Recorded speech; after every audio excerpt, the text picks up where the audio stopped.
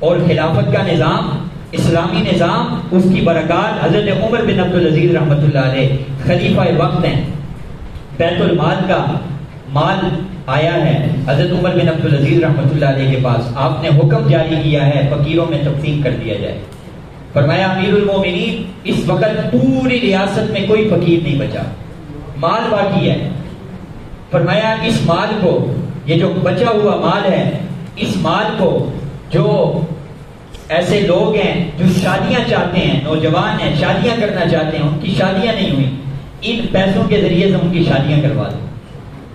شادیاں کروا دی گئی، مال پھر بچ گیا۔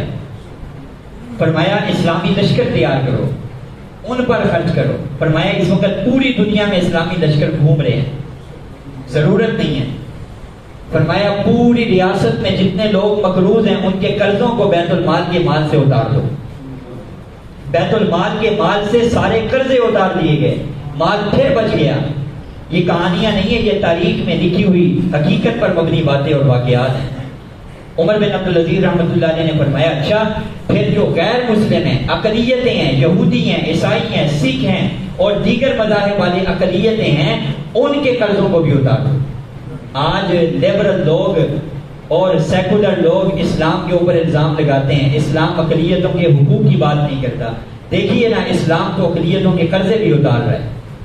تو کہا کہ جو غیر مسلم ہیں، یہودی عیسائی، ان کے قرضوں کو بھی اتار دیا گیا، مال پھر بچ گیا۔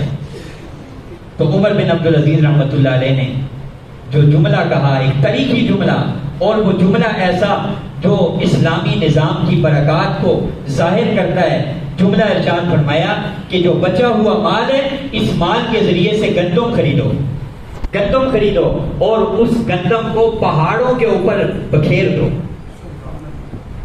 اس گندم کو خرید کر پہاڑوں کے اوپر بکھیر دو کہ اسلامی مملکت میں انسان تو دور کی بات، حیوان تو دور کی بات، کوئی پرندہ بھی بھوکا نہ مرے۔